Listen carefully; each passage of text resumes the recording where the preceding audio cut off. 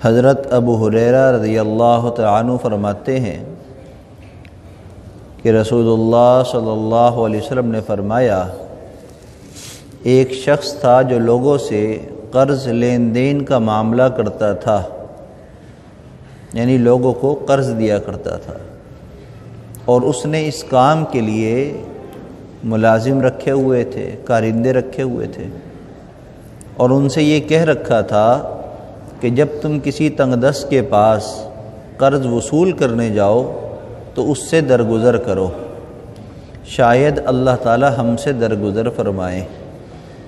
چنانچہ رسول اللہ صلی اللہ علیہ وسلم نے فرمایا، جب اس نے اللہ تعالیٰ سے ملاقات کی، یعنی اس کا انتقال ہوا، تو اللہ تعالیٰ نے اس سے درگزر کیا، یعنی اس کے گناہوں پر مواخذہ نہیں کیا۔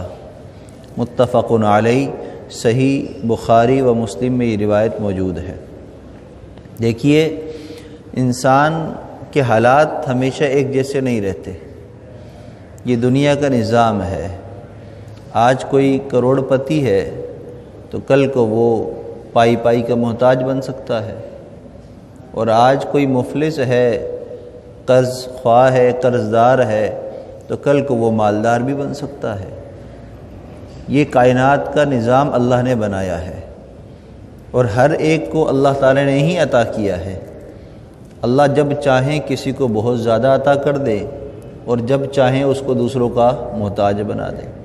یہ ہمارے بس میں نہیں ہے، البتہ ہمارے اختیار میں کیا ہے؟ ہمارا اختیار یہ ہے کہ ہم اپنے حالات کو دیکھ کر لوگوں کے ساتھ معاملات کو اچھے انداز سے کریں۔ کیا مطلب؟ اگر اللہ نے ہمیں خوب مال دیا ہے تو ہم غریبوں اور مفلسوں کا خیال رکھیں، اور اگر ہم غریب ہیں تو پھر ہم اس غربت کے اندر کیسی زندگی گزارنی ہے، اور لوگوں کے ساتھ معاملات اچھے طریقے سے کیا کرنا ہے، اس کی کیا تعلیم ہے، اس کا ہم خیال رکھیں۔ جب ہم حالات کے مطابق اپنی طبیعت کو بنائیں گے اور اس کے مطابق ہی اپنے آپ کو چلائیں گے، تو اللہ تعالیٰ اس کے ذریعے ہمارے اوپر رحمت عطا فرمائیں گے، اللہ آسانیاں فرما دیں گے۔ آج مشکلات کا شکار ہم اس لیے ہو جاتے ہیں کہ ہم خوشی کے موقع پر یا خوشحالی کے زمانے میں ہم اللہ کے حکموں کو بھول بیٹھتے ہیں، اور بعض مرتبہ وہ کام ہم کرنے لگ جاتے ہیں جو نہیں کرنے چاہیے، اور تنگ دستی کے زمانے میں تھوڑے مصائب، حالات، بیماریاں آ جائیں تو اپنی زبانوں سے وہ بول نکال دیتے ہیں جس کے اندر صبر کی منافی ہوتی ہے، ناشکری ہوتی ہے، جس کی وجہ سے اور حالات تنگ ہو جاتے ہیں۔ تو اگر ہم امیری کے زمانے میں غریبوں کا خیال رکھیں گے تو ہماری جب غریبی آئے گی، مفلسی آئے گی، تو اللہ ہماری بھی خیال رکھیں گے، اور سب سے بڑی مفلسی قیامت کے دن ہوگی، سب سے بڑی محتاجی قیامت کے دن ہوگی، جس دن ہر بندہ، ہر انسان محتاج ہوگا کہ اللہ مجھے معاف کر دے، اللہ مجھے معاف فرما دے۔ تو اللہ کے محبوب صلی اللہ علیہ وسلم نے اسی بات کی ترغیب دینے کے لیے یہ واقعہ بیان فرمایا کہ ایک شخص تھا، مالدار تھا، لوگوں کو قرض دیا کرتا، اور اس نے باقاعدہ اس کام کے لیے لوگ رکھے ہوئے تھے، ملازم رکھے ہوئے تھے کہ فلاں کو قرض دیا ہے، بہت ساری لسٹ تھی اس کے پاس، تو ان کے پاس وہ جاتے تھے قرض لینے کے لیے۔ تو وہ قرض لینے جاتے تو انہوں نے اس کو ترغیب یہ دی ہوئی تھی، یہ تاکید کی ہوئی تھی کہ کسی سے لینے میں زبردستی نہ کرنا، اگر کوئی عذر کرے کہ ابھی نہیں ہے، بعد میں لے لینا، تو اس کے حالات کو دیکھ کر اس کا درگزر کرنا۔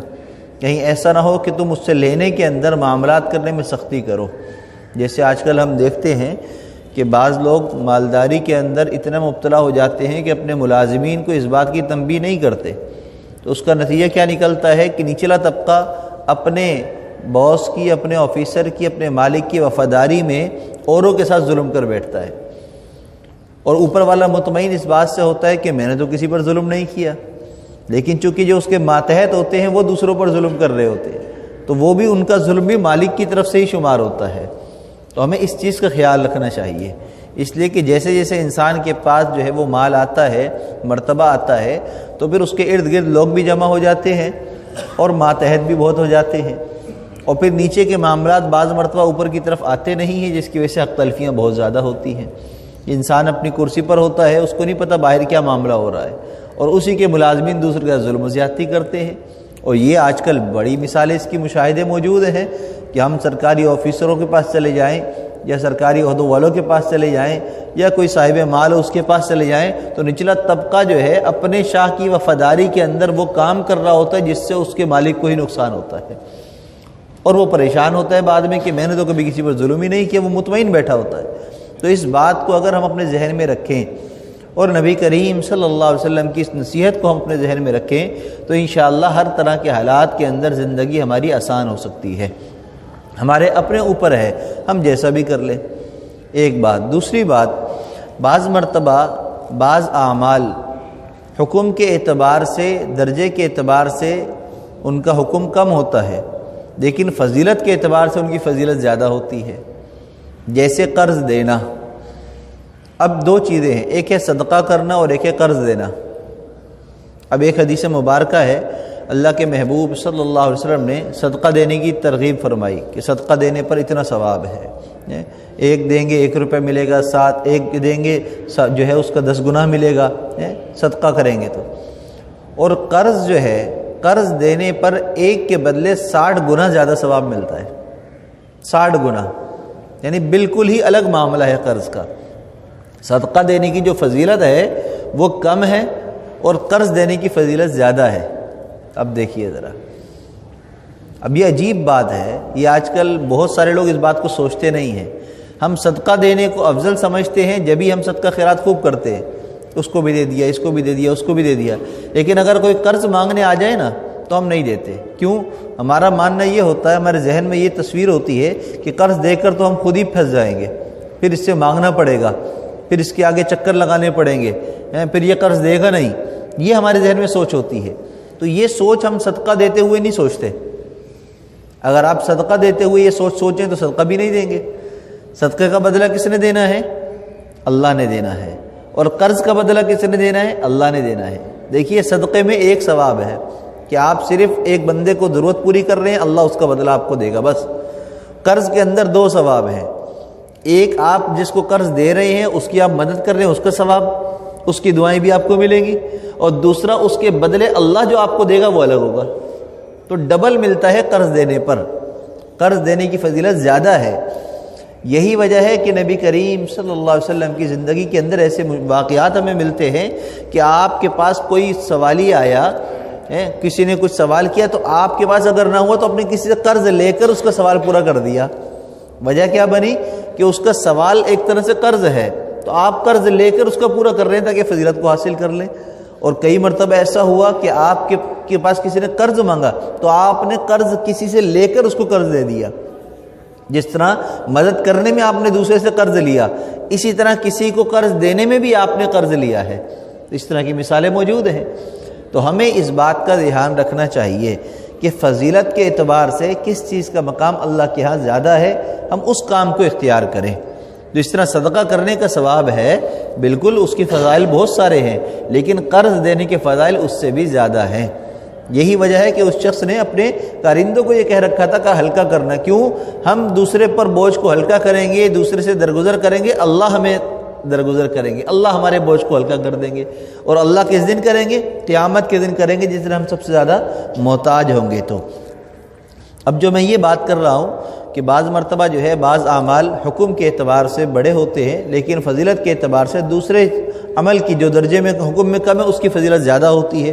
مثال کے طور پر سلام کرنا سنت ہے، سلام کرنا سنت ہے، لیکن جس کو سلام کیا جائے اس کے لیے جواب دینا واجب ہے۔ واجب بڑا ہوتا ہے، سنت بڑا ہوتا ہے؟ واجب، حکم کے اعتبار سے واجب بڑا ہے، اس کی اہمیت زیادہ ہے، لیکن فضیلت زیادہ کس کی ہے؟ سلام کرنے والے کی۔ اس نے تو سنت پر عمل کیا ہے، تو سنت کی فضیلت بڑھ گئی کہ نہیں بڑھ گئی؟ تو اسی طرح معاملات ہیں۔ اور مثال کے طور پر وقت سے پہلے، نماز کا بھی وقت ہوا نہیں ہے، اس سے پہلے وضو کر لینا نماز کے لیے، یہ کیا ہے؟ مستحب عمل ہے۔ کیا ہے؟ مستحب عمل۔ اور اگر وقت شروع ہو جائے اب وضو کر لینا ضروری ہے نماز کے لیے۔ اذان ہو گئی، اب اگر وضو نہیں کرتا تو نماز اس کی باجماعت رہ جائے گی، تو گناہ گار ہوگا۔ اب وقت ہونے کے بعد، اذان ہونے کے بعد وضو کرنا فرض ہے تاکہ نماز میں تاخیر نہ ہو، لیکن اذان نہیں ہوئی اس سے 5-10 منٹ پہلے، آدھا گھنٹہ پہلے وضو کر لیا عصر کی نماز کے لیے، یہ سوچ کر کہ میں نماز وقت پہ صحیح طرح ادا کر سکوں، تو وہ سنت ہے۔ لیکن فضیلت جو ہے فرض کے قریب آنے پر وضو کرنے پر نہیں ہے، فضیلت زیادہ جو ہے وہ پہلے سے وضو کرنے پر ہے۔ حالانکہ پہلے وضو کرنا کیا ہے؟ سنت ہے، اور وقت پورا آنے پر، نماز کا وقت ہو جانے پر وضو کرنا وہ تو فرض ہے، فرض کو ادا کرنا ہے تو وضو فرض ہے۔ اگرچہ عملی اعتبار سے وہ سنت ہے، لیکن فرض ادا کرنے کے لیے چونکہ وضو کرنا ہے تو اب وضو بھی فرض ہو گیا کہ وضو کرو، نماز نہ نکل جائے، نماز قضا نہ ہو جائے، جماعت تمہاری نہ چلی جائے۔ لیکن اس سے پہلے آدھا گھنٹہ پہلے وضو کر لینا سنت ہے، مستحب عمل ہے، لیکن اس مستحب اور سنت عمل کا ثواب زیادہ ہے۔ تو اسی طریقے سے صدقہ اور قرضہ بھی ہے، صدقہ دینا یہ بھی اس کی فضیلت ہے، لیکن قرض دینے کی فضیلت اس سے زیادہ ہے، تو اسی لیے ہمیں قرض دینا بھی چاہیے۔ آج کل اس کا رواج بہت کم ہے، اور اگر کسی کو قرض لینا بھی ہو تو وہ لوگوں سے مانگنے کی بجائے بینک کی طرف جاتا ہے، اور کمپنیوں کی طرف جاتے ہیں، اور ایسے اداروں کی طرف جاتے ہیں جہاں سے ہمیں قرض مل جائے۔ تو یہ جو رواج ہے نا، یہ ہماری عمل کی وجہ سے پیدا ہوا ہے، کیونکہ ہم نے قرض کا لین دین مشکل بنا دیا۔ جو مالدار ہے وہ قرض دینے کو اچھا نہیں سمجھتا، صدقہ دینے کو افضل سمجھتا ہے۔ تو ہمیں ضرورت ہے اس بات کی کہ ہم اس کی تعلیم ترغیب زیادہ چلائیں، مالداروں کے اندر، صاحب ثروت لوگوں میں، کہ قرض دیا کرو، اور قرض دیتے ہوئے اگر آپ صاحب حیثیت ہو اور آپ کے پاس مال کی کمی نہیں ہے، تو آپ کو پتہ ہے سامنے والا بہت محتاج ہے، ضرورت مند ہے، تو اس کے لیے آسانی کرو، آپ قرض دے دو۔ بعد میں پتہ چلے کہ اس کے حالات اچھے ہو گئے تو آپ قرض کے لیے بھیج دو، کسی کو قرض کا مطالبہ کر دو کہ بھی قرض دو میرا، جو آپ نے مجھ سے پیسے لیے تھے۔ لیکن اگر آپ کے علم میں یہ بات آئے، تحقیق میں بات آئے کہ اس کے پاس اتنا مال نہیں ہے، وہ تو بس تنخواہ آ رہی ہے، استعمال کر رہا ہے، قرض دینے کے تو پیسے ہی نہیں ہیں اس کے پاس، تو آپ اس سے قرض کا مطالبہ نہ کرو، یا مطالبہ کرو تو آپ اس سے یوں کہو کہ بھئی جب آسانی ہو دے دینا، جب آسانی ہو دے دینا، جس کو دوسرے الفاظ میں قرض حسنہ کہا جاتا ہے، کہ اللہ کے لیے قرض دے دینا، اور یوں کہہ دینا کہ جب ہو تو دے دینا، نہ ہو تو کوئی بات نہیں، نہ ہو تو کوئی بات نہیں۔ بعض لوگوں کو یہ جملہ کہنا غلط ہوتا ہے، اس لیے کہ بعض لوگوں کی عادت ہوتی ہے قرض لینے کی، بعض لوگوں کی عادت ہوتی ہے قرض لے کر کھانے کی، وہ دیتے ہی نہیں ہیں۔ ایسے لوگوں کو یہ کہو گے تو وہ تو ہٹ درم ہو جائے گا، ڈھیڑ بن جائے گا کہ بھئی اس کو تو دینے ہی نہیں ہے، لہٰذا اس سے لے کے کھاتے رہو۔ تو اس لیے طبیعت کے مطابق، حالات کے مطابق واقفیت ہونا بھی ضروری ہے، اور واقفیت ہونے کے بعد اپنے معاملات کو پھر ویسا کریں جس سے لوگوں کے لیے آسانی پیدا ہو، اور نیت کیا ہو کہ اللہ اس کی وجہ سے ہم پر آسانی فرما دے، اللہ اس کی وجہ سے ہم پر آسانی فرما دے۔ نبی کریم صلی اللہ علیہ وسلم فرمایا کرتے تھے، جو شخص اپنا مطالبہ وصول کرنے میں، یعنی قرض جس نے دیا ہے وہ اپنا مطالبہ وصول کرنے میں مفلس کو، قرض خواہ کو، غریب کو مہلت دے، یا اس کو اپنا پورا مطالبہ یا اس کا کچھ حصہ معاف کر دے، تو اللہ تعالیٰ اسے قیامت کے دن سختیوں سے نجات عطا فرمائیں گے۔ بتائیے ذرا کتنا زیادہ ثواب۔ اب صدقہ جو ہے عام طور پر ہم دیکھتے ہیں، صدقہ مانگنے والے بھی یہ ترغیب ہے، صدقہ بلاؤں کو ٹالتا ہے، صدقہ سختی کو دور کرتا ہے، صدقہ آسانیاں پیدا کرتا ہے، مشکل حالات کو اچھائی میں تبدیل کر، صدقے کی فضائل بے شمار ہیں حدیث میں، لیکن کہیں پر بھی صدقے کے بارے میں یہ فضیلت کوئی آپ کو بیان کرتا ہوا نظر نہیں آئے گا کہ آپ صدقہ دیں گے تو قیامت کے دن کی سختی آپ کی کم ہوگی۔ قرض میں ہے یہ فضیلت قرض میں ہے، یعنی صدقے میں جتنے بھی فضائل نظر آتے ہیں بظاہر وہ دنیاوی ہیں، دنیاوی فائدے ہیں، دعائیں قبول ہوتی ہیں، مشکلات دور ہوتی ہیں، بیماریاں ختم ہوتی ہیں، بری موت سے انسان بچتا ہے، صدقہ بلاؤں کو ٹال دیتا ہے، برے حالات کو اچھے میں تبدیل کر، صدقے سے فضائل ہیں بے شمار، صدقے سے مال بڑھ جاتا ہے، یعنی سارے فضائل دنیاوی زیادہ ہیں، اور قرض کے اندر دنیاوی فائدہ اتنا نہیں ہے اس لیے کہ اس میں مال جا رہا ہے، لیکن اخروی فائدہ جس کی ہمیں سب سے زیادہ ضرورت ہوگی وہ ہے، اور وہ کیا ہے؟ قیامت کے دن اللہ تعالیٰ سختی کو تو آسانی میں تبدیل فرما دیں گے، ہم دوسروں کے لیے آسانی کریں گے، اللہ ہمارے لیے آسانی فرما دیں گے، یعنی مال بھی نہیں گیا اور فضیلت بھی مل گئی۔ صدقے میں مال جاتا ہے صرف فضیلت ملتی ہے، یہاں پر مال بھی ملتا ہے اور فضیلت بھی ملتی ہے، دونوں چیزیں ملتی ہیں، لہذا ہمیں قرض دینے کی بہت زیادہ ترغیب دینے کی ضرورت ہے، بہت زیادہ اس بات کو سمجھنے کی ضرورت ہے کہ قرض دینے سے اللہ تعالیٰ کتنا زیادہ راضی اور خوش ہوتے ہیں، اور نبی کریم صلی اللہ علیہ وسلم بھی اس عمل سے بہت زیادہ خوش ہوتے ہیں، اور آپ کی یہ سنت ہے قرض کا لین دین کرنا، آپ نے خود کیا ہے، آپ نہیں، آپ کی زندگی کے اندر، کیونکہ آپ مالدار تو نہیں تھے نا، آپ کے پاس تو مال آتا تھا آپ خرچ کر دیتے تھے، آپ کے پاس اپنا تو کوئی ذاتی اتنی جائیداد تھی نہیں، تو اپنی جائیداد نہیں تھی تو آپ کیا کرتے تھے لین دین میں؟ قرض کا لین دین کرتے تھے. تو آپ کی زندگی میں قرض کے واقعات بے شمار آپ کو ملیں گے. تو قرض کا لین دین آج ہماری زندگی میں بھی ہونا چاہیے، اور قرض داروں کے لیے اور قرض خواہوں کے لیے دونوں کے لیے فضائل بڑے موجود ہیں. قرض دینے والوں کے لیے بھی، قرض لینے والوں کے لیے بھی. لینے والوں کے لیے بھی اللہ مفلسی کو دور فرماتے ہیں. اگر کوئی شخص قرض لیتا ہے اپنی کسی جائز ضرورت کے لیے اور اس کی نیت یہ ہو کہ میں اس کو ادا کر دوں گا، جیسے ہی مال آئے گا میں اس کو ادا کر دوں گا، تو اللہ تعالیٰ اس قرض لینے والے کی بھی مدد فرماتے ہیں. دیکھیے ذرا، اللہ کی مدد لینے کا ایک آسان طریقہ یہ بھی ہے. حدیث مبارکہ ہے، اللہ کے محبوب صلی اللہ علیہ وسلم نے فرمایا، جو شخص لوگوں کا مال لے اور اس کے ادا کرنے کا ارادہ رکھتا ہو، یعنی کہ اس کو کوئی ضرورت ہو جس بنیاد پر لے، فضول خرچی کے لیے نہ لے، لہو لعب کے لیے نہ لے، کھیل تماش خواہشات کے لیے نہ لے، آسائشوں کے لیے نہ لے، بلکہ ضرورت کے لیے لے. کھانے پینے کی، لباس کی، تعلیم کی اشد ضرورت ہے، ان ضرورتوں کو پورا کرنے کے لیے اگر قرض کوئی لیتا ہے اور اس کا ارادہ کیا ہے میں دے بھی دوں گا، تو اللہ تعالیٰ اس سے وہ مال ادا کرا دیتے ہیں جو اس نے قرض کے طور پر کسی سے لیا ہے. اور جو شخص لوگوں کا مال لے اور ضائع کرنے کا ارادہ ہو، یعنی اس کو ضرورت نہ ہو بلکہ مال کو ضائع کرنے سے مراد یہ ہے کہ ادھر ادھر فضول اخراجات کے اندر مال کو خرچ کرے، تو اللہ تعالیٰ جو ہے اس کے لیے اس کے رزق کے اندر فراخی کو اللہ ختم فرما دیتے ہیں، اس کے لیے اللہ مشکلات کو پیدا فرما دیتے ہیں. تو قرض اگر اس نیت سے لیتا ہے کہ خواہشات کو اور جو ہے نا گاڑی اچھی لینی ہے، گھر پہ ٹائریں لگانی ہے، یا اپنی جو ہے نا اور ایسی خواہشات کے لیے، آسائشوں کے لیے لیتا ہے، تو ایسا قرض لینا اللہ کو پسند نہیں ہے. اور آج کل اگر آپ دیکھ لیں تو زیادہ تر قرض کا لین دین عوام سے ختم اس لیے ہو رہا ہے کہ یہاں پر ہم ضرورت کے لیے نہیں لیتے، آسائشوں کے لیے لے رہے ہوتے ہیں. شادی کے لیے نہیں لے رہے، کھانے پینے کے لیے نہیں لے رہے، بلکہ ہم گاڑی کے لیے لے رہے ہیں، گاڑی اعلیٰ لینے کے لیے لے رہے ہیں، گھر چھوٹا ہے اس کو بڑا بنانے کے لیے لے رہے ہیں. ضرورت نہیں ہے ہمیں، ہم ضرورت سے آگے بڑھنے کے لیے قرض لیتے ہیں. ہم کہاں جاتے ہیں؟ بینک جاتے ہیں. اب بینک جانے میں نقصان کیا ہوتا ہے؟ قرض تو مل جاتا ہے، سود دینا پڑتا ہے، وہاں کے معاملات صحیح نہ ہونے کی وجہ سے اور معاملات خراب ہوتے ہیں. اور اگر کسی سے ہم قرض لیں اور قرض جو ہے کسی بندے سے لیں تو وہ بھی اگر اوپر کا مطالبہ کرتا ہے تو وہ بھی جائز نہیں ہے. چاہے دیکھیے اوپر پیسوں کا مطالبہ کرنا قرض دینے کے بعد ہو کسی بھی طریقے سے، یہ جائز نہیں ہے. اب وہ چاہے بینک کر رہا ہو یا کوئی فرد کر رہا ہو یا کوئی اور ویلفیئر کر رہی ہو، ہر طریقے سے ناجائز اور حرام ہے. ہاں قرض کے اندر ایک بات ہے، اگر کوئی شخص قرض لے خود اپنے لیے اور قرض دیتے ہوئے، مثال کے طور پر 10,000 روپے کسی سے قرض لیا اور دیتے ہوئے جس کو دے رہا ہے واپس، اس کو آپ نے 1000 نہیں، آپ نے اس کو 1100 روپے دے دیے، آپ نے اس کو 1200 روپے دے دیے، آپ نے اس کو 1000 دیا اور ساتھ آپ نے کوئی چھوٹا موٹا ایک موبائل دے دیا یا کوئی اور ضرورت کی ایسی چیز دے دی، 100-200 کی 500 کی کوئی چیز دے دی، تو یہ سود نہیں ہے، یہ ناجائز نہیں ہے. اب دو باتیں ہیں، فرق سمجھیے. قرض دینے والا مطالبہ کرے یا شرط رکھے، یہ ناجائز اور حرام ہے، یہ سود ہے.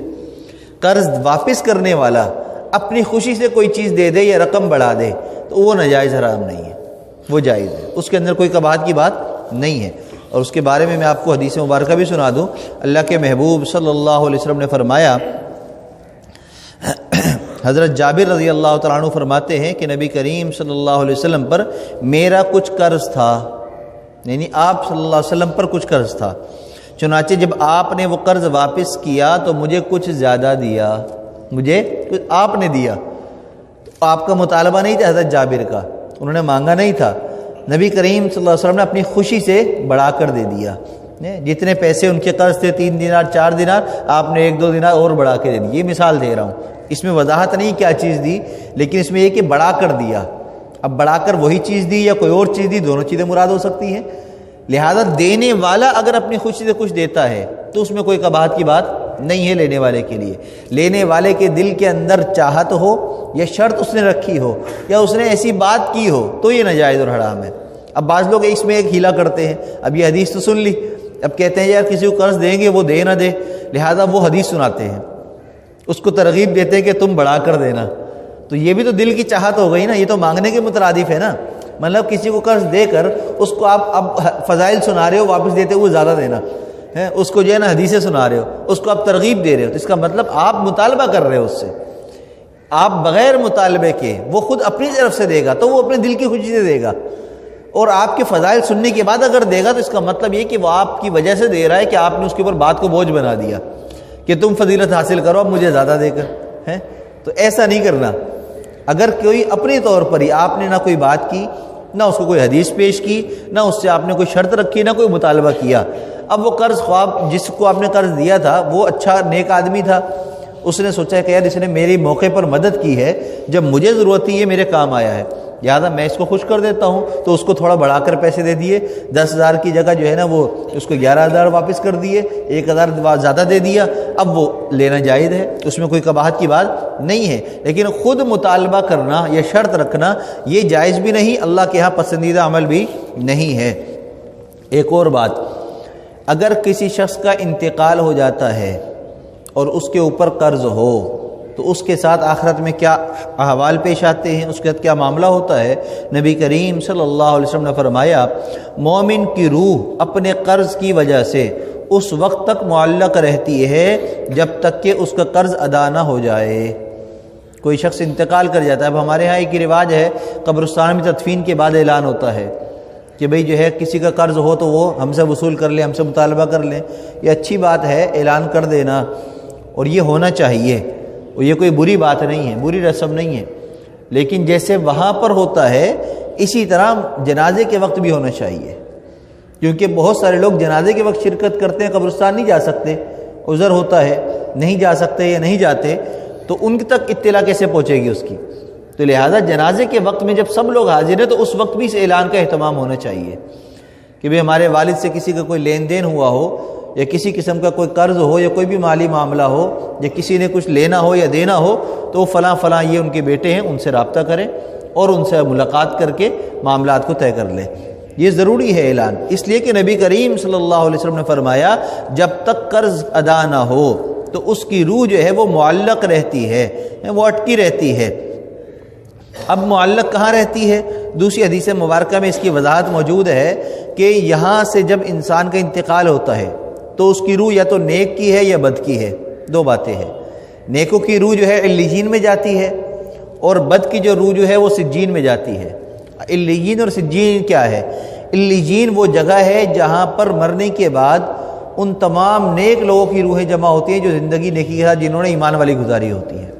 اور سجین وہ جگہ ہے کہ جہاں پر ان لوگوں کی روحیں جمع ہوتی ہیں مرنے کے بعد جنہوں نے بدی کے ساتھ برائی کے ساتھ زندگی گزاری ہوتی ہے، جن کی مرنے کی جو ہے اللہ توبہ ان کو توبہ کی توفیق نہیں ملی ہوتی، بغیر توبہ کے چلے جاتے ہیں، گناہ کے ساتھ چلے جاتے ہیں، تو سجین میں ان کی روح جاتی ہے. اب جب جو ہے یہاں سے کسی کا انتقال ہوا، اس کے ذمے قرض تھا، اور قرض بھی ایسا تھا جو وہ ادا کر سکتا تھا نہیں کیا. ایک بات، ادا کر سکتا تھا نہیں کیا تو بھی یہ مسئلہ ہوگا اس کے لیے. اور دوسرا اس نے اس وقت تو ادا نہیں کیا لیکن وراثت اتنی چھوڑی ہے کہ اس کا قرض ادا ہو سکتا ہے، اور وارثین اب ادا نہیں کر رہے. تو ان دونوں صورتوں کے اندر اس کی روح جو ہے وہ علیین میں داخل نہیں ہوگی. وہاں پر جو نیک لوگوں کی روح ہیں اس جماعت میں اس کو داخل نہیں کیا جائے گا، لہذا وہاں کے فضائل سے وہ محروم، کیونکہ وہاں جو جتنے نیک لوگوں کی روحیں ہیں ان کے ساتھ جنت والا معاملہ ہوتا ہے، خوشبوئیں آ رہی ہیں، آسانیاں ان کے لیے ہیں، اللہ ایسی جگہ پر ان کو رکھتے ہیں. اور جو بد لوگوں کی روحیں ہوتی ہیں ان کو ایسی جگہ رکھتے ہیں جہاں بدبو ہوتی ہے، جہاں پر جہنم کے اثرات ہوتے ہیں، اس جگہ پر. بالکل یوں ہی سمجھ لیں جیسے ایک بندہ یہاں سے ایک باغ میں چلا جائے جہاں پر پھول لگے ہیں، پھل لگے ہیں، مختلف سبزہ ہے، اور دوسرا بندہ اس کے ساتھ ہی بالکل کچرا کنڈی ہے وہاں اس کو بھیج دیا جائے. وہ باغ ایک طرف ہے، ایک یہی جگہ ہے. اب یہ جنت تو نہیں ہے، جنت جہنم تو نہیں ہے، یہ علیین اور سجین کی میں مثال آپ کو دے رہا ہوں کہ وہاں پر کچرا ہے، بدبو ہے، گندگی ہے، ایسی جگہ پر وہ روح ہوتی ہے. تو اب وہ اچھی جگہ جانے سے اس کی روح رکی رہے گی، درمیان میں معلق رہے گی، رکی رہے گی، وہاں نہیں اس کو بھیجا جائے گا جب تک کہ اس کے وارثین اس کا قرض ادا نہ کر دیں. وراثت تقسیم کرنے سے پہلے قرض ادا کرنا ضروری ہے. اگر قرض ادا نہ کیا گیا تو روح بھی معلق رہے گی، اور وارثین جو قرض ادا کر سکتے ہیں اور نہیں کر رہے تو وہ بھی گناہ گار ہوں گے. یعنی کہ مرنے والا بھی پھنسا رہے گا، اس کا معاملہ بھی، اور جو پیچھے ہیں ان کا بھی معاملہ پھنسا رہے گا. اور دنیاوی اعتبار سے نقصان کیا ہے؟ نبی کریم صلی اللہ علیہ وسلم کے سامنے ایک جنازہ لایا گیا تاکہ آپ اس کی نماز پڑھیں. آپ نے جنازہ لانے والوں سے دریافت کیا کیا تمہارے اس ساتھی پر قرض بھی تھا، قرض بھی ہے؟ لوگوں نے جواب دیا کہ ہاں. آپ نے پھر پوچھا کیا یہ شخص اپنے قرض کی ادائیگی کے بقدر مال چھوڑ گیا ہے؟ جواب دیا گیا کہ نہیں، مال نہیں ہے پیچھے کچھ بھی. تو آپ صلی اللہ علیہ وسلم نے فرمایا پھر تم لوگ اس کی نماز جنازہ پڑھ لو، میں نہیں پڑھوں گا، تم لوگ پڑھ لو۔ یعنی کہ اگر کسی پر قرض ہو اور وہ مال بھی نہ چھوڑ کے گیا ہو پیچھے قرض ادا کرنے کے لیے، تو اس کی آپ نے کتنی سخت سزا بیان فرمائی، آپ نے جنازہ ہی نہیں پڑھا۔ اور یہی حکم علماء کے لیے ہے، ائمہ کے لیے، بڑے لوگوں کے لیے، اولیاء اللہ کے لیے یہی حکم ہے، یہ جو حکم ہے، کیونکہ علماء انبیاء کے وارث ہیں نا۔ جس طرح نبی کریم صلی اللہ علیہ وسلم نے یہ سنت اختیار کی کہ آپ نے قرض جس کا رہ گیا اس کا جنازہ پڑھنے سے آپ پیچھے ہٹ گئے، اسی طرح علماء کے لیے حکم ہے کہ وہ بھی اگر کسی پر قرض ہو تو اس کا جنازہ نہ پڑھیں۔ اب یہاں بات پوری نہیں ہوئی ابھی۔ پھر حضرت علی کرم اللہ وجہ نے یہ سن کر کہا یا رسول اللہ صلی اللہ علیہ وسلم، اس کے قرض کی ادائیگی میں اپنے ذمے لیتا ہوں۔ حضرت علی وہی موجود تھے، فوراً آگے بڑھ گئے، یا رسول اللہ میں اس کا قرض ادا کروں گا۔ تو اس کے بعد نبی کریم صلی اللہ علیہ وسلم آگے بڑھے اور اس کی نماز جنازہ پڑھی۔ اور ایک اور روایت میں اسی مضمون کی کو یہ مختلف الفاظ میں نقل کیا گیا ہے کہ نبی کریم صلی اللہ علیہ وسلم نے حضرت علی سے یوں بھی فرمایا، اللہ تعالیٰ تمہاری جان کو دوزخ کی آگ سے اسی طرح نجات دے جس طرح تم نے اپنے ایک مسلمان بھائی کی جان کو قرض کے بوجھ سے نجات دی۔ یاد رکھو جو بھی مسلمان بندہ اپنے مسلمان بھائی کے قرض ادا کرے گا، اللہ تعالیٰ قیامت کے دن اس کی جان کو نجات دے گا۔ کتنی بڑی فضیلت مل گئی ان کو۔ تو یہ بھی سنت ہے، یعنی کہ علماء کے لیے حکم ہے کہ وہ ایسے شخص کی جنازہ نہ پڑھے، لیکن پھر سننے والوں کے لیے، حاضرین کے لیے کیا سنت ہے کہ اگر کوئی صاحب ثروت ہے وہ دے سکتا ہے تو وہ آگے بڑھ کر ذمہ داری لے لے کہ میں جو اس کا قرض ادا کر دوں گا، اب اس کا جنازہ پڑھ لے۔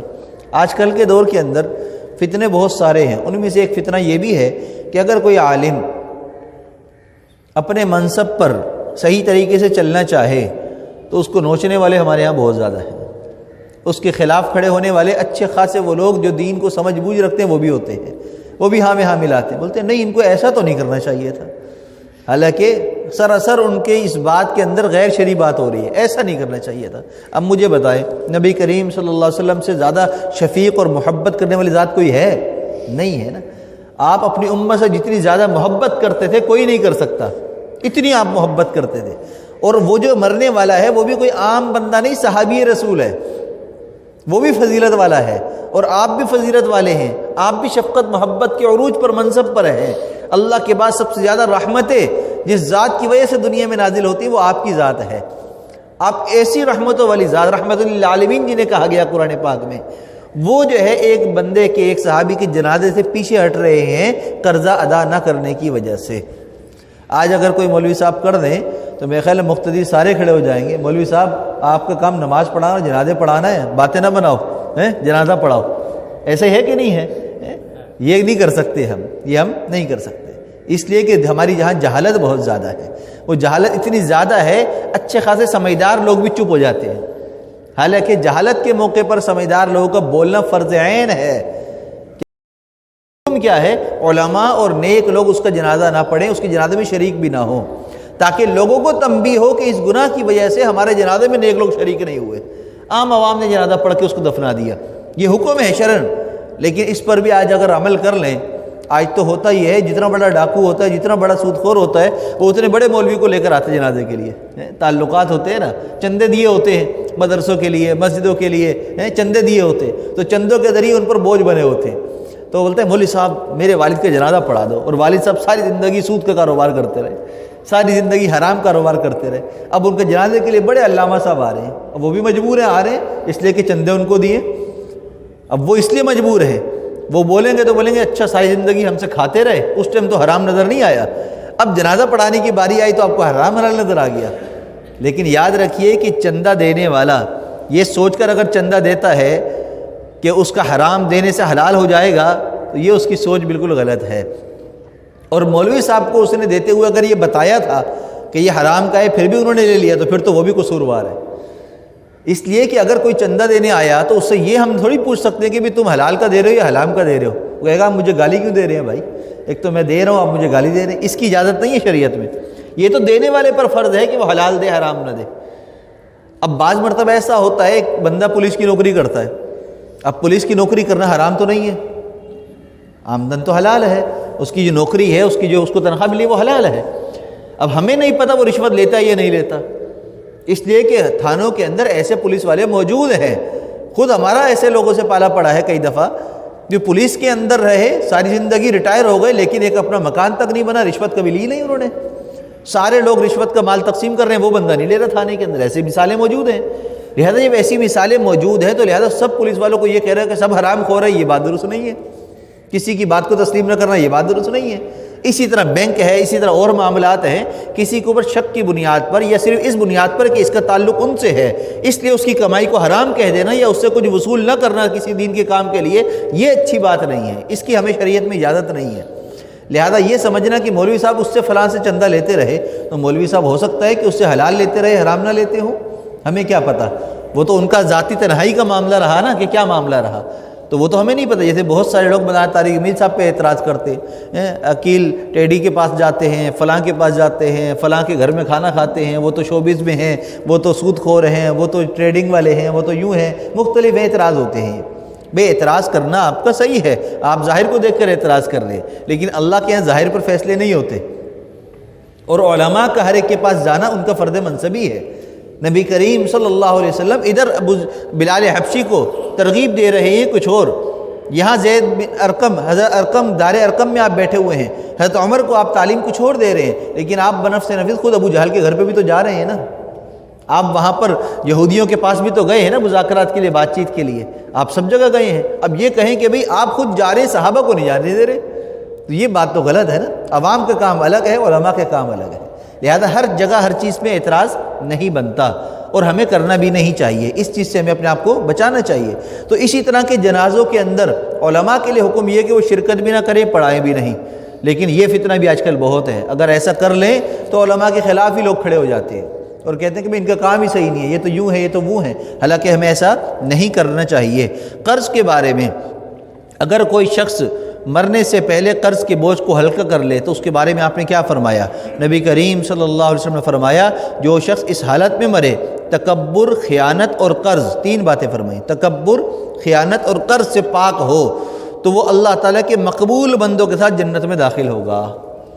اور دوسری طرف قرض کے ساتھ اگر مر جائے تو پھر کیا فرمایا؟ نبی کریم صلی اللہ علیہ وسلم نے فرمایا کہ کبیرہ گناہ، یعنی جن سے اللہ نے منع فرمایا ہے، اللہ کے نزدیک ان کے بعد عظیم ترین گناہ جس کا مرتکب ہو کر بندے خدا سے ملے وہ یہ ہے کہ کوئی شخص اس حالت میں مرے کہ اس پر قرض کا بوجھ ہو اور اس نے اپنے پیچھے اتنا مال نہ چھوڑا ہو جس سے اس کا قرض ادا ہو جائے. یعنی کہ یہ وعید بھی ہے اور ہلکا ہو جانے پر فضیلت بھی ہے، جنت کی بشارت بھی ہے. آخری بات، حرام اور حلال کو الگ الگ رکھنا چاہیے. حرام کے ذریعے حلال کام کرنے سے جائز نہیں ہو جاتا، حرام کے ذریعے حلال کام کرنے سے جائز نہیں ہو جاتا. ساری زندگی سود کا پیسہ، حرام کا پیسہ جمع کیا، مکان بنا لیا، رمضان آیا، مسجد کے اندر جو ہے نا صفیں بچھوا دی، قالین بچھوا دیا، ماربل لگوا دیا، کوئی مدرسہ ہے مدرسہ تعمیر کرا دیا، پورا تعمیر کرا دیا. میں ایک چیز نہیں کہہ رہا، حرام کمائی والا ہے، 100% اس کی کمائی حرام ہے، اس نے اپنی حرام کمائی سے پورا مدرسہ تعمیر کرا دیا، کیا اس کی بخشش ہو جائے گی؟ ہرگز بخشش نہیں ہوگی. حرام کے ذریعے حلال کام کرنے سے بھی وہ اس کی بخشش نہیں ہوگی. برائی کے ذریعے برائی کو ختم نہیں کیا جا سکتا. اس حرام کمائی کی نحوست کو ختم کرنے کے لیے اس حرام مال کو اپنے سے جان چھڑانا ضروری ہے. بغیر ثواب کی نیت کے سارا کا سارا مال خرچ کر دینا ضروری ہے. اس کے ذریعے حلال کام کرنے سے اس کا کام صحیح نہیں ہوگا. تو ہمارے ہاں یہ رواج بہت زیادہ ہے، ہر ایک اپنی جان اس طرح چھڑاتا ہے. 1 لاکھ روپے 2 لاکھ روپے خرچ کر دیے، سال بھر کی حرام کمائی حلال کر لی. ایسا نہیں ہو سکتا، ایسا نہیں ہو سکتا. اسی طریقے سے فرمایا کہ اگر کوئی معاملہ آپس میں طے کر رہے ہوں اور طے کرتے ہوئے کوئی ایسی شرط لگا لیں جو جائز نہیں ہے تو اس ناجائز شرط کی وجہ سے کام جائز نہیں ہو جاتا. مثال کے طور پر ایک بندہ لڑائی ہو گئی بیوی کے ساتھ، اور جب بیوی سے لڑائی کس بات پر ہوئی کہ تم نے دوسری شادی کی ہے، تم نے دوسری شادی کی، اس نے کہا کی ہے، دوسری شادی کی ہے. اب لڑائی ہو گئی میاں بیوی میں. اب بیوی کہتی ہے کہ میں اس شرط پر تمہارے ساتھ رہوں گی کہ جو میری دوسری سوکن ہے اس کے پاس تم نہیں جاؤ گے، اس کا حق زوجیت ادا نہیں کرو گے، اس کے پاس تم نہیں جاؤ گے. تو اب یہ شرط ناجائز ہے، اس لیے کہ دوسری شادی کی وجہ سے بیوی ہو جاتی ہے اور بیوی ہونے کی وجہ سے اس کا حق زوجیت فرض ہو جاتا ہے، تو وہ جائز ہے۔ تو جائز کام پر ناجائز شرط لگ رہی ہے کہ بیوی کہتی ہے کہ میں اس وقت تمہارے ساتھ اس وقت رہوں گی کہ جب تم اس کا حق زوجیت ادا نہیں کرو گے۔ طلاق کا نہیں کہا، طلاق نہیں دو، لیکن اس کے پاس جاؤ گے نہیں، تو یہ مطالبہ کرنا، یہ شرط لگانا جائز نہیں ہے۔ یہ ہے ناجائز شرط لگا کر جائز کام کو روکنا، یہ جائز نہیں ہے۔ اسی طرح جو ہے ایک آدمی جو ہے کسی سے کسی بات پر جو ہے وہ صلح کرتا ہے اور شرط لگاتا ہے، ایسی شرط لگا لیتا ہے کہ جس میں شریعت نے جس کو حرام قرار دیا ہے اس کو حلال کر لیتا ہے۔ مثال کے طور پر بیوی کی موجودگی میں اس کی بہن سے شادی کرنا، بیوی کی موجودگی میں اس کی بہن سے شادی کرنا حرام ہے، ناجائز ہے۔ دو بہنیں ایک نکاح میں جمع نہیں ہو سکتی۔ اب کوئی عورت جو ہے وہ میاں بیوی کے معاملات کے اندر بعض دفعہ خرابیاں آ جاتی ہیں، مختلف عیب بھی پیدا ہو جاتے ہیں اور بدنی طور پر نقص بھی پیدا ہو جاتے ہیں۔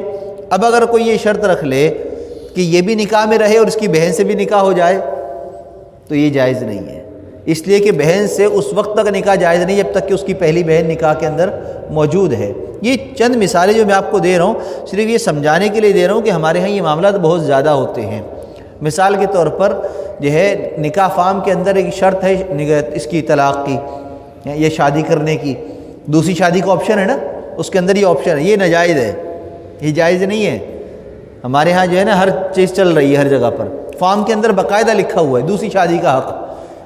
بھائی دوسری شادی کا حق ایک شادی کرنے کی وجہ سے ختم نہیں ہوتا، لیکن ہمارے یہاں قانون ہے، قانون بنا ہوا ہے، اس قانون کی خلاف ورزی کرو پرچہ کٹ جائے گا، عدالت میں کیس بن جائے گا، حالانکہ غیر شرعی شرط۔ لہذا غیر شرعی شرط لگا کر شریعت کے کسی حکم کو روکنا یہ جائز نہیں ہے، اور اگر کوئی اس غیر شرعی شرط کو توڑ دے تو شریعت میں اس پر کوئی گناہ اور وبال بھی نہیں ہے۔ اب آخری بات، جس طرح یہ مدینہ مسجد کا معاملہ ہوا، یہاں پر بہت سارے لوگوں نے عجیب عجیب رائے دی، کمنٹس بھی کیے، سوشل میڈیا تو ایک جو ہے نا وہ ہر ایک کے جمع ہو جانے کا استبل ہے، وہاں پر چپڑاسی ہو یا جج ہو، فقیر ہو یا امیر ہو، غریب ہو، جیسا بھی ہو، عورت ہو یا مرد ہو، سارے ایک ہی حمام کے اندر موجود ہیں۔ وہ ایسے کمنٹس دے رہے ہوتے سارے علامہ ہیں، سارے علامہ ہیں۔ بھائی پارک کی جگہ پر مسجد بنانے سے نماز ہی نہیں ہوتی، بھائی کیا ہوتی؟ نماز ہی نہیں ہوتی۔ یہ فتوے مت دے رہے ہیں لوگ، بہت سارے لوگ دے رہے ہیں فتوے، اور بہت سارے عقل مند لوگ ان کی فتووں میں آ جاتے ہیں باتوں میں۔ بھائی دو باتیں ہیں جمعے میں نے بیان کی، ایک ملکیتی زمین ہے، ایک سرکاری زمین ہے، بس اس فرق کو ہمیشہ یاد رکھیں۔ ملکیتی زمین پر کوئی دوسرا کچھ بھی نہیں کر سکتا، نہ کوئی فلاحی کام کر سکتا ہے، نہ کوئی چیز بنا سکتا ہے، نہ قبضہ کر سکتا ہے۔ ملکیتی زمین ہے، وہ کسی کی ذاتی ہے، اس کے نام ہے وہ جگہ، وہ پلاٹ ہے، اس پر کوئی قبضہ کسی طرح کر لے ناجائز اور حرام ہے، قانوناً بھی شرعاً بھی۔ لیکن جو سرکاری جگہ ہے، سرکاری جگہ عوام کی ہوتی ہے، اس کو عوام کی فلاح بہبود کے لیے استعمال کیا جانا ہوتا ہے۔ اب ہمارے ہاں جب زمینوں کی الاٹنگ پلاٹنگ ہوتی ہے، آپ دیکھ لیں ضیاء الحق کے دور کے اندر سنا تھا کہ اس دور کے اندر پابندی ہوئی تھی اس بات پر کہ اتنی اگر فیکٹری کے اندر ملازمین ہیں ان کے لیے مسجد بنانا ضروری ہے، اگر فلیٹ میں اتنی آبادی ہے تو مسجد بنانا ضروری ہے، یہ قانون اس زمانے میں بنا تھا۔ لیکن اب آپ دیکھ لیں حال، اب ہمارا علاقہ کتنا بڑا ہے، چاروں طرف کتنی گلیاں ہیں، آپ آبادی گنے ہزاروں کے حساب سے ہے، اور مسجدیں کتنی ہیں؟ ایک مسجد کتنی ہے؟ دو۔ اب یہ تو جامع مسجد ہے نا، ورنہ ہر علاقے میں اس طرح جامع مسجد نہیں ہے، اور اگر ہے بھی تو آبادی کے حساب سے کم ہے۔ عیدین میں جو مجمع آتا ہے وہ ہماری آبادی کا ہی ہوتا ہے نا، مسجد میں نہیں آتا۔ اس کا مطلب کیا ہوا؟ علاقے کے لیے مسجد ناکافی ہے۔ عیدین کا مجمع آتا ہے کبھی؟ حالانکہ ہمارے ہاں پہلے زمانوں کی طرح نہیں ہے، پہلے زمانے میں کیا ہوتا تھا، چھوٹی چھوٹی آبادیاں سائڈوں کی، وہ سارے کے سارے شہر میں آتے تھے، اس لیے مسجدوں میں جگہ کم پڑتی تھی تو عیدگاہ کے اندر نماز پڑھنے کا حکم دیا کہ مجمع زیادہ ہوتا ہے۔ لیکن اب ایسا نہیں ہو رہا، اب یہ ہو رہا ہے کہ ہمارے علاقے کے لوگ ہی ہوتے ہیں سارے، باہر سے کوئی نہیں آیا ہوا ہوتا، کوئی نیو کراچی سے یہاں نماز پڑھنے نہیں آتا، وہاں اپنی جامع مسجد موجود ہے، یہاں ہم عیدگاہ میں پڑھتے ہیں اس لیے کہ ہمارے علاقے کے لوگ ہماری مسجد میں نہیں آ رہے ہوتے، نہ دوسری منزل بنی ہے نہ تیسری منزل بنی ہے، کوئی جگہ ہی نہیں ہے، تو یہاں تو اپنے علاقے کے لوگ مسجد میں نہیں آ رہے، اس کا مطلب مسجد کی ضرورت ہے۔ اور یہ صرف ایک مثال، کئی علاقوں میں چلے جائیں آپ وہاں پر ایسا ہی ہے، 10 گلی کے بعد جا کر کہیں ایک مسجد نظر آئے گی، اب 10 گلی کی جو آبادی ہے وہ ایک مسجد میں نہیں آتی، لہذا ہر 5 گلی کے بعد ایک مسجد ہونی چاہیے، چاہے وہ 200 گز کے پلاٹ پر ہو، 400 گز کے پلاٹ پر ہو۔ اب رفائی پلاٹ ہوتے ہیں پارک کے، ہاسپٹل کے، اب ہمارے ہاں سرکاری پلاٹنگ ہو یا جو ہے پرائیویٹ ہو، یہ جو بلڈر کر رہے ہوں، ہر دونوں صورت کے اندر یہ پلاٹ زیادہ کاٹتے ہیں، مسجد کی جگہ چھوڑتے ہی نہیں ہیں، اور پارک کی جگہ بڑی ہوگی، مسجد کی جگہ چھوٹی سی ہوگی، مطلب پارک کی زیادہ ضرورت ہے، مسجد کی زیادہ ضرورت نہیں ہے، یہ بات ہے، حالانکہ ایسا نہیں ہے۔